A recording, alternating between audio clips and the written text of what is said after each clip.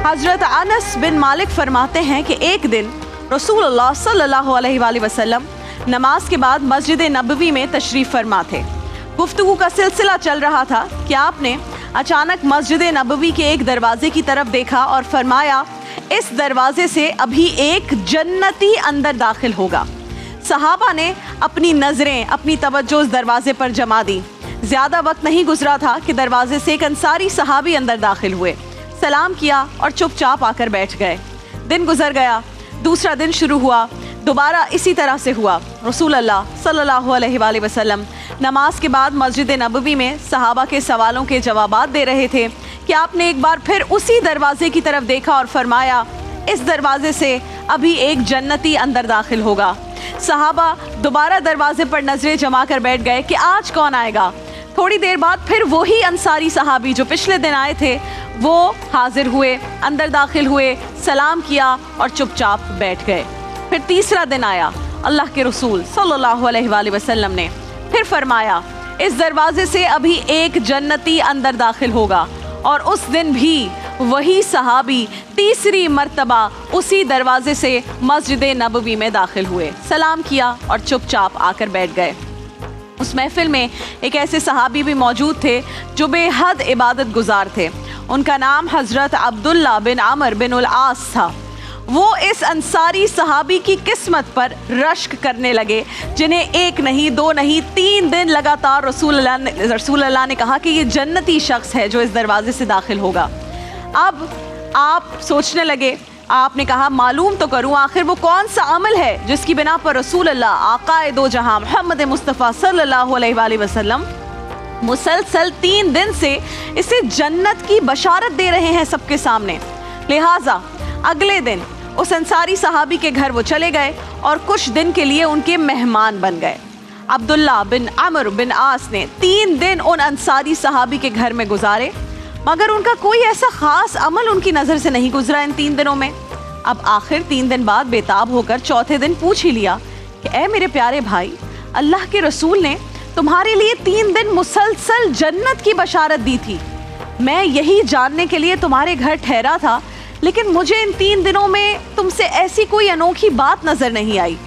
अंसारी सहाबी उनकी ये बात सुनकर मुस्कुराए और फरमाया, ए अब्दुल्ला, मेरा अमल तो इतना ही है जितना तुमने मुझे करते देखा है, लेकिन मेरे दिल में दुनिया के किसी शख्स के लिए कोई बुग़्ज़, कोई कीना और कोई हसद नहीं है।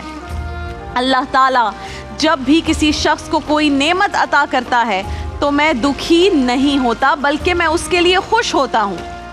उनकी ये बात सुनकर हज़रत अब्दुल्ला बिन अमर खुशी से पुकार उठे कि यही तो राज है, यही तो वो चीज़ है जिसने अल्लाह के रसूल से आपको 3 दिन जन्नत की बशारत सुनवाई है। अल्लाह अकबर।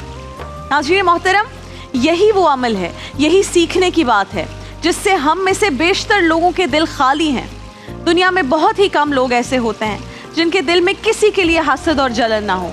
या आज हमारे मुआशरे में जो इतना ज़्यादा स्ट्रेस है, एंजाइटी है, नफ़रतें हैं, साजिशें हैं, दुश्मनियाँ हैं, इन सब की बुनियादी वजह बेस हसद है। जब से ये कायनात तख्लीक हुई है और तारीख़ की आंखों ने जो बड़ी बड़ी जंगें देखी हैं, वाक़यात रोनमा होते हुए देखे हैं, उन सब ने हसद की कोख से ही जन्म लिया था। इब्लीस ने हज़रत आदम को सजदा नहीं किया था, उसकी बुनियादी वजह क्या थी? जेलसी, हसद। इस कुराए अर्ज़ पर जो पहला कत्ल हुआ और काबिल ने हाबिल को कत्ल किया, उसकी बुनियादी वजह हसद थी। हज़रत यूसुफ़ अलैहिस्सलाम के भाइयों ने उन्हें जंगल में कुएं में जब फेंक दिया था वालिद से झूठ बोलकर, उसकी वजह क्या थी? उसकी वजह भी हसद थी कि वालिद उनसे ज़्यादा मोहब्बत करते थे। फिर अबू जहल और अबू लहब जैसे मुशरिकीन ने रसूलुल्लाह की नबूवत से इनकार किया था, उसकी क्या वजह थी? उसकी भी वजह हसद थी। फिर हमने उस दिन जिक्र किया रईसुल मुनाफिकीन अब्दुल्ला बिन उबई जो रसूल अल्लाह की मदीना तशरीफ़ आवरी से जलकर खाक हो गया था, उसकी वजह भी हसद थी। इमाम गज़ाली फरमाते हैं कि हासिद इस गम में सूख जाता है कि उसका हमसाया फरबा क्यों है, उससे बेहतर क्यों है। यानी हम खुद तो मेहनत करते नहीं हैं, और जब कोई हमारा दोस्त, रिश्तेदार, कोई पड़ोसी मेहनत करके पढ़ लिख कर बड़ा आदमी बन जाता है, किसी बड़े ओहदे पर चला जाता है, तरक्की करने लगता है, तो उसकी कामयाबी हमसे बिल्कुल हजम नहीं होती। اور پھر ہم جناب اس کی کردار کشی کرنا شروع ہو جاتے ہیں، جس کو ہم کیریکٹر اسیسینیشن بھی کہتے ہیں. ہم اس پر اتر آتے ہیں کہ بھائی فلاں کے پاس بڑا پیسہ آ گیا. آپ نے اکثر سنا ہوگا بہت بڑی سوسائٹی میں گھر لے لیا ہے بھائی، کل میں نے بڑی مہنگی گاڑی میں اسے دیکھا ہے، کل میں نے دیکھا جی اس نے تو بڑا بہترین جو ہے ہر سال بیوی بچوں کو عمرے پر لے کر چلا جاتا ہے. یقیناً کہتے ہیں یقیناً حرام کماتا ہوگا. اتنے جلدی ہم جج کرتے ہیں. یہ کیا ہے سب؟ یہ سب حسد کی کارستانی ہے. حسد کو شکست دینے کا طریقہ کیا ہے؟ طریقہ صرف ایک ہے اور وہ یہ ہے کہ آپ خود محنت کریں. اسی لیے بزرگ کہا کرتے تھے نا، محنت کر حسد نہ کر. اب یہ محنت کر حسد نہ کر صرف گاڑیوں کے پیچھے ٹرکس کے پیچھے لکھا ہوا دکھتا ہے، ہم اس کو فالو نہیں کرتے. انسان اللہ کی وہ واحد مخلوق ہے جو کسی بھی حال میں محنت، کوشش اور جد و جہد ترک نہیں کرتی. آپ نے بہت سے ایسے خوددار شخص دیکھے ہوں گے ناظرین کرام، جو ہاتھوں سے پیروں سے معذور ہونے کے باوجود محنت ترک نہیں کرتے. وہ بھیک مانگنے پر نہیں آتے. ان کے ہاتھ کٹ جائیں تو اپنی کوہنیوں کو ہاتھ بنا لیتے ہیں. اگر خدا نہ خواستہ ان کے بازو پورے کٹ جائیں تو یہ پاؤں کی انگلیوں میں برش پکڑ کر پینٹنگ شروع کر دیتے ہیں، کیلیگرافی شروع کر دیتے ہیں. یہ کیا ہے؟ یہ انسان کا محنت کا جذبہ ہے، یہ خودداری ہے. یہ جذبہ اسے ہر حال میں زندہ رکھتا ہے.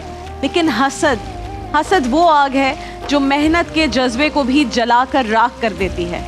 اور انسان کی سب سے بڑی خامی یہ ہے کہ وہ کبھی کھلے دل سے کسی کی کامیابی تسلیم نہیں کرتا. ہار جائے تو شکست تسلیم نہیں کرتا.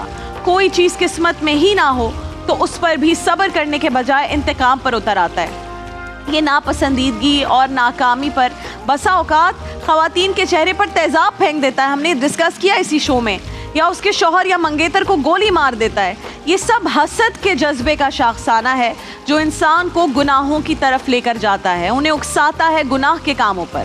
اسی لیے ناظرین کرام رسول اللہ صلی اللہ علیہ وآلہ وسلم نے فرمایا کہ حسد نیک اعمال کو اس طرح کھا جاتی ہے جس طرح آگ سوکھی لکڑیوں کو. اللہ تعالیٰ سے دعا ہے ہمیں حسد کے ناسور سے ہمیشہ ہمیشہ محفوظ رکھے. آمین ثم آمین.